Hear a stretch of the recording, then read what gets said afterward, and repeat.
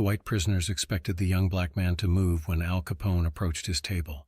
Prison rules were simple. Legends didn't share space with nobody. But Bumpy Johnson kept eating his soup, looked up at Chicago's most notorious gangster, and said 5 words that no one in Alcatraz had ever dared to speak.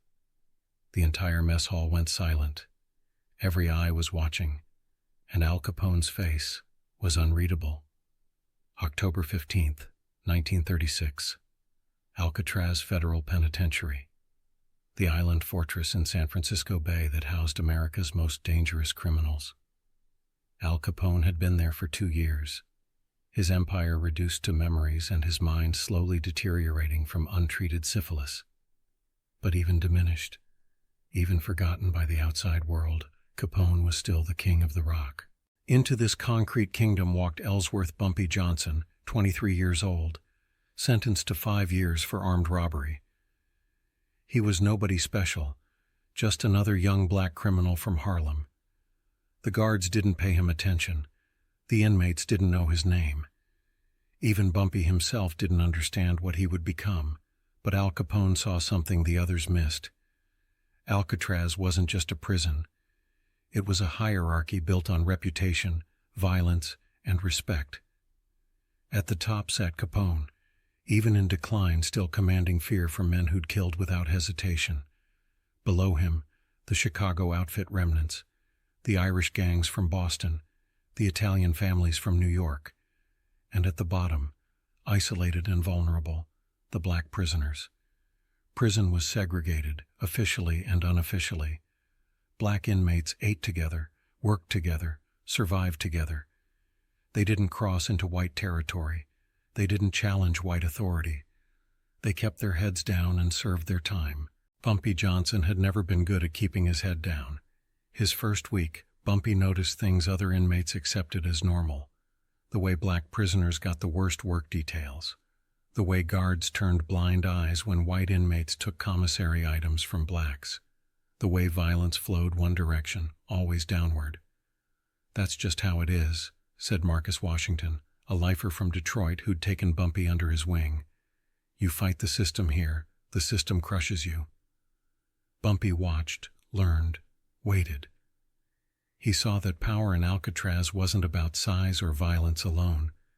It was about intelligence, timing, and understanding that every man, no matter how dangerous, had something he wanted more than dominance. For 2 weeks, Bumpy observed Al Capone's routine. Breakfast at 7, work detail in the laundry, lunch at noon, recreation time in the yard, dinner at 5. Capone moved through Alcatraz like he owned it, surrounded by his remaining Chicago loyalists, accorded space and deference even by inmates who'd never worked for him. But Bumpy noticed something else. Capone was lonely. The syphilis was taking his mind in pieces. Some days he was sharp, commanding, the criminal genius who'd built a bootlegging empire. Other days he was confused, paranoid, lost in memories of a Chicago that no longer existed. His lieutenants protected him, but they also pitied him. And pity was not respect. October 15th, lunch period. Bumpy sat alone at a table near the back corner of the mess hall, reading a book he'd borrowed from the prison library. The Prince by Machiavelli. The guards thought it was harmless intellectual pretension. Bumpy was studying power. The mess hall operated on unspoken rules. Italians sat together near the windows. Irish gangs took the center tables. Chicago outfit members flanked Capone's table by the kitchen. Blacks sat in the back corner, as far from trouble as possible. Capone rose from his table, tray in hand, and began walking toward the dish return. His path took him past Bumpy's table. This was normal. What wasn't normal was Capone stopping. The conversations around them didn't stop immediately. Prison meals were loud, chaotic affairs. But slowly, table by table, men noticed that Al Capone was standing next to a young black inmate who hadn't looked up from his book. "You gonna move, boy?" The voice belonged to Tommy Torino, one of Capone's Chicago soldiers. Tommy was doing life for murder, built like a brick wall, with dead eyes and scarred knuckles. Bumpy turned a page in his book, didn't look up. "I'm talking to you." Tommy's hand moved toward his waist, where a prison-made shiv was hidden in his waistband. That's when the entire mess hall went silent, because Al Capone raised his hand, stopping Tommy mid-motion. "Easy, Tom." Capone's voice was quiet but carried clearly in the sudden silence. "Man's reading. I respect that." Capone set down his tray across from Bumpy. The young man finally looked up from his book, meeting the eyes of America's most notorious criminal. No fear, no deference, just calm attention. "That's a dangerous book," Capone said, nodding at the Machiavelli. "You understand what you're reading?" "Better to be feared than loved," Bumpy quoted. "But most dangerous is to be neither." Capone's eyebrows raised slightly. "Which are you?" "Neither. Yet." For 10 seconds they stared at each other. The entire mess hall was frozen, 300 men watching an interaction that broke every prison rule, every social boundary, every expectation about how power worked in Alcatraz. Then Capone smiled. Not the calculating smile of a gangster, but genuine amusement. "What's your name, kid?" "Bumpy Johnson." "Well, Bumpy Johnson, you got balls the size of church bells." Capone sat down uninvited. "You know who I am?" "Al Capone. Used to run Chicago." "Used to." Capone tasted the words, not liking their flavor. "What brings you to my island?" "Armed robbery. 5 years." "Your first time inside?" "No, but first time somewhere that matters." Capone leaned back in his chair, studying Bumpy like he was a fascinating puzzle. Around them, conversations had resumed, but quietly. Everyone was still listening, still watching. "How you know, kid? Most men in here, they see me coming. They either kiss my ass or get out of my way. You just keep reading your book." "Why?" Bumpy closed the book, keeping his finger on his page. "Because moving says I'm afraid of you. Kissing ass says I want something from you. I'm neither afraid nor needy." "Then what are you?" "Curious." "About what?" Bumpy looked around the mess hall, taking in the invisible boundaries, the unspoken hierarchies, the careful geography of power. How a man stays king when his kingdom's gone. The words hit Capone like a physical blow. His face went hard, dangerous. Tommy Torino's hand moved back toward his shiv. Other Chicago soldiers shifted in their seats, ready for violence. But Capone was thinking, because the question wasn't an insult, it was recognition. This young man understood something that even Capone's own people didn't grasp. Power wasn't about territory or money or fear. It was about identity. And Al Capone, stripped of his empire, his wealth, his freedom, was still trying to figure out who he was. "Walk with me," Capone said, standing. Bumpy stood too, leaving his book on the table. Together, they walked toward the dish return, every man in the mess hall watching their backs. "You're smart, kid. Smarter than most. But smart gets you killed in here if you're not careful. Only if you're smart in the wrong direction." They reached the dish return, set down their trays. Capone lowered his voice so only Bumpy could hear. "There's things happening here you don't know about. The Irish crew from Boston, they think I'm weak. They're planning to make a move. Take over my tables, my protection rackets, my influence with the guards." "When?" "Soon, maybe tonight." Bumpy processed this information. In prison, conflicts weren't just about pride. They were about survival. Protection, commissary access, work details, even basic safety depended on being aligned with the right people. "What's that got to do with me?" Capone's smile was cold now, calculating, the gangster emerging from beneath the lonely old man. "Because when they come for me, they're going to come for anybody they think might stand with me.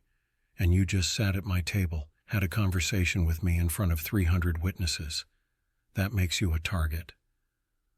Bumpy felt a chill that had nothing to do with the October weather. He'd wanted to study power, and now power was about to study him back. "So what do you suggest?"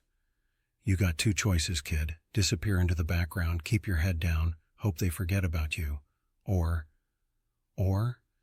Help me remind these Irish boys why I ran Chicago for 10 years. That night, Bumpy lay in his cell thinking about choices.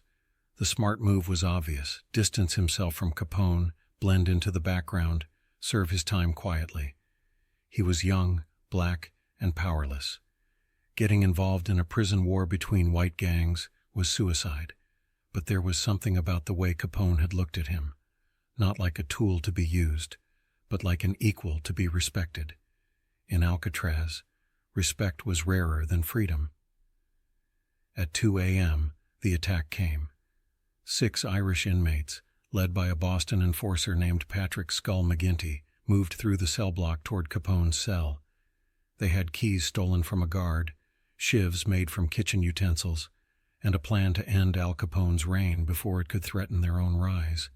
They didn't expect the young black inmate to be waiting in the hallway. Bumpy had been thinking about Machiavelli all evening, about power, about timing, about the moment when a man chooses to become something more than he was. When McGinty rounded the corner, Bumpy was there. Going somewhere? McGinty was 6 inches taller and 40 pounds heavier than Bumpy. Behind him came 5 more Irishmen, all armed, all committed to violence. Get out of the way, boy.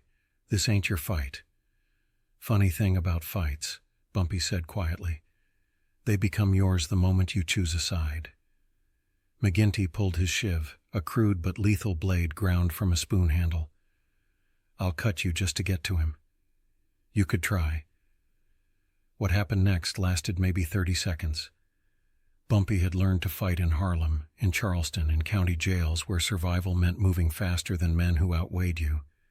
Prison had refined those skills, taught him to use confined spaces, to turn an opponent's size against him. The hallway was narrow, which meant McGinty's size advantage became a liability.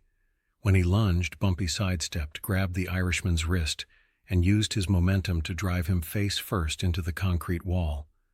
The sound echoed through the cell block like a gunshot. The other 5 Irishmen rushed forward, but the hallway only allowed 2 to attack at once. Bumpy moved like water, using their numbers against them, striking nerve points and joints, staying mobile, staying calm.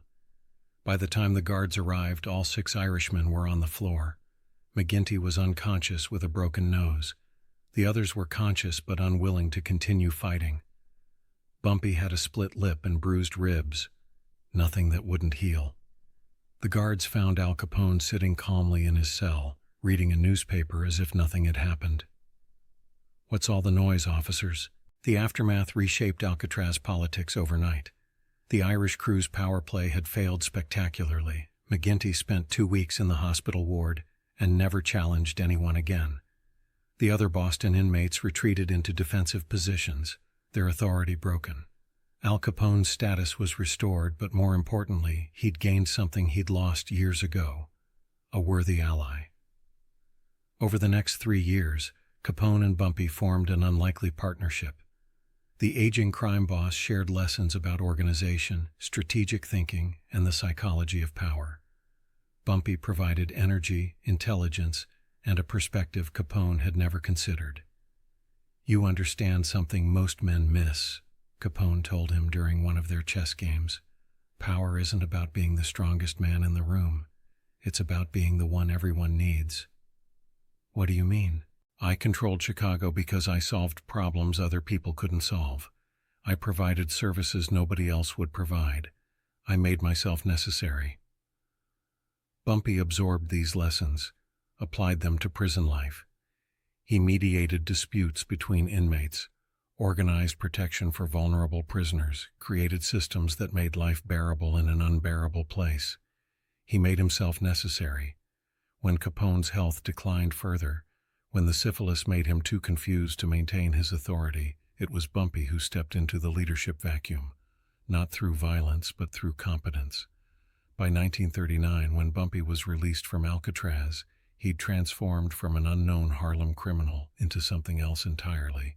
He'd learned from the greatest criminal mind of the era, proven himself against the most dangerous men in America, and discovered his own capacity for leadership. Al Capone died in 1947, his mind destroyed by disease, his empire a memory. But the young man he'd mentored in Alcatraz became the most powerful criminal in Harlem, ruling not through fear alone but through the principles he'd learned on the rock. Intelligence over violence, necessity over intimidation, respect over terror. Years later, when people asked Bumpy Johnson how he'd become the Godfather of Harlem, he never mentioned luck or ruthlessness or opportunity. He talked about a chess game with a dying legend, about choosing sides in a prison war, about 5 words that changed everything. What were the 5 words? They'd ask. Bumpy would smile, remembering that lunch table confrontation, remembering the moment he chose to stop being nobody and start becoming himself. "You're sitting in my seat,"